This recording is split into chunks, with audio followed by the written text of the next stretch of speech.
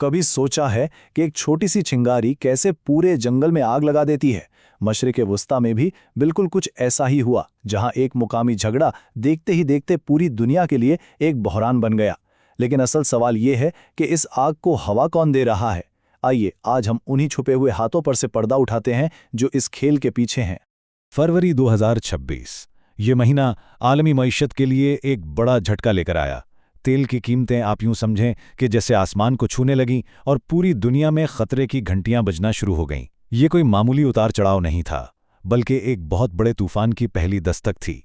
और देखें, जब दुनिया की सबसे बड़ी एनर्जी अथॉरिटी यानी इंटरनेशनल एनर्जी एजेंसी ये कहे कि तारीख में तेल की सप्लाई में इतनी बड़ी रुकावट कभी नहीं आई, तो समझ जाएं कि सूरत हाल वाकई बहुत गंभीर है। ये एक ऐसा बहरान था जिसकी पहले कोई मिसाल नहीं मिलती। 10 मिलियन बैरल, जरा इस अदद का तसव्वुर करें। रोजाना इतनी बड़ी मिकदार में तेल मार्केट से गायब हो गया था। ये ऐसा था जैसे आलमी मईशत की शाहरग पर कोई कट लग गया हो। ऐसा इसलिए हुआ क्योंकि आबनाए हुर्मस, जो तेल की तरसील के लिए दुनिया का सबसे अहम समुद्री रास्ता है, वो अमली तौर पर बंद हो चुका था और इसके साथ ही पूरी दुनिया की एनर्जी सप्लाई दांव पर लग गई। तो यहाँ पर दो बड़े सवाल खड़े होते हैं।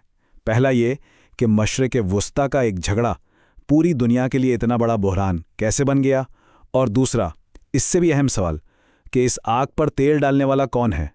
कौन है जो पर्दे के पीछे से ये सारा खेल चला रहा है?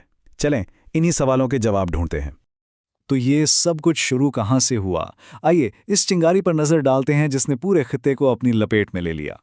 हालात बहुत तेजी से बिगड़े। 28 फरवरी को अमेरिका और इसराइल ने मिलकर ईरान पर फजाई हमले शुरू किए। उसके ठीक एक दिन बाद ही ईरान ने ड्रोन्स और मिसाइलों से भरपूर जवाबी कार्रवाई की, और फिर देखते ही देखते 2 मार्च को लुबनान की सरहद पर एक बिल्कुल नया महाज खुल गया और यूं पूरा खित्ता जंग की आग में जलने लगा। अच्छा, ईरान का जवाब सिर्फ दिफा तक महदूद नहीं था। उसने पूरे खित्ते में अमरीकी फौजी अड्डों और उनके मफादात को निशाना बनाकर एक साफ पैगाम दिया। पैगाम यह था कि ये जंग सिर्फ ईरान की सरहदों के अंदर नहीं लड़ी जाएगी। इन हमलों ने कुवैत, कतर, बहरीन से लेकर मुत्तहदा अरब अमारात तक सभी को इस लड़ाई में घसीट लिया। और बस यहीं से कहानी में एक बहुत ही दिलचस्प मोड़ आता है। जब पूरी दुनिया की नज़रें अमेरिका और ईरान पर जमी हुई थीं, तब एक तीसरा बड़ा खिलाड़ी पर्दे के पीछे से अपनी चालें चल रहा था। ये स्लाइड रूस की खुफिया हिकमत अमली को बिल्कुल वाज़े कर देती है। वो खुद बराए रास्त मैदान में नहीं है, बल्कि एक माहिर शतरंज के खिलाड़ी की तरह दूर बैठकर मोहरें हिला रहा है। जैसा कि इस टेबल में नजर आ रहा है, रूस ईरान को अमरीकी फौज की नकलो हरकत की लम्हा ब लम्हा खुफिया मालूमात दे रहा है, उसे सैटेलाइट तस्वीर फराहम कर रहा है और यहाँ तक कि अपनी जदीद तरीन एंटी जैमिंग टेक्नोलॉजी से लेस ड्रोन्स भी मुहैया कर रहा है। ये एक ऐसी प्रॉक्सी जंग है जिसमें रूस का हाथ साफ नजर आता है, लेकिन वो खुद सामने नहीं है। रूस की पॉलिसी बड़ी सीधी सी है, दुनिया के सामने इनकार करो और पर्दे के पीछे मदद जारी रखो। वो खुलेआम कहते हैं कि ये सब जाली खबरें हैं, लेकिन दूसरी तरफ तमाम मगरबी इंटेलिजेंस एजेंसियां ठोस सबूतों के साथ कह रही हैं कि रूस ना सिर्फ ड्रोन दे रहा है, बल्कि इंटेलिजेंस भी फराहम कर रहा है। यही दोगली पॉलिसी इस खेल में उसकी सबसे बड़ी ताकत है।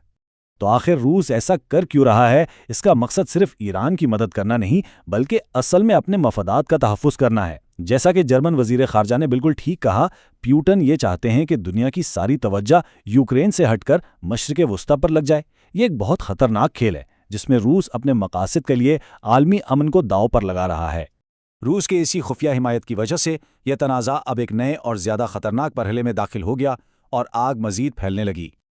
अब ये जंग सिर्फ 2 मुल्कों यानी अमेरिका और ईरान के दरमियान नहीं रही थी। ईरान के इत्तेहादी जैसे लुबनान में हिजबुल्लाह और यमन में हूसी बागी, वो भी इस लड़ाई में कूद पड़े।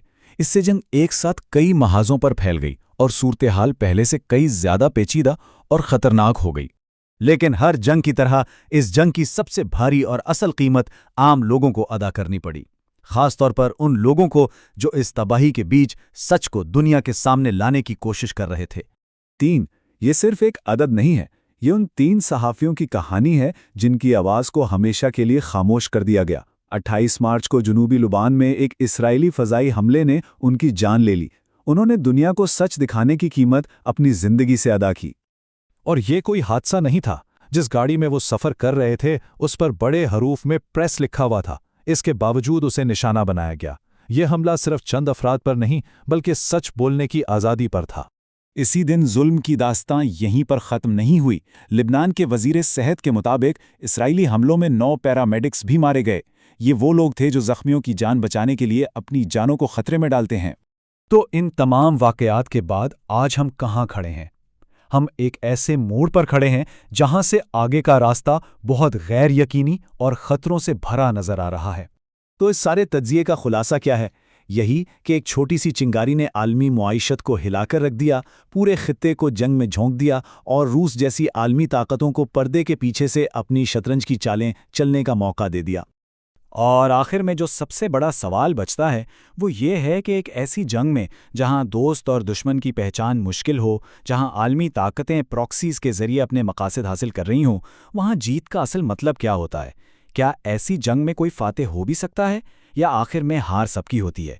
इसका जवाब शायद वक्त ही दे पाएगा।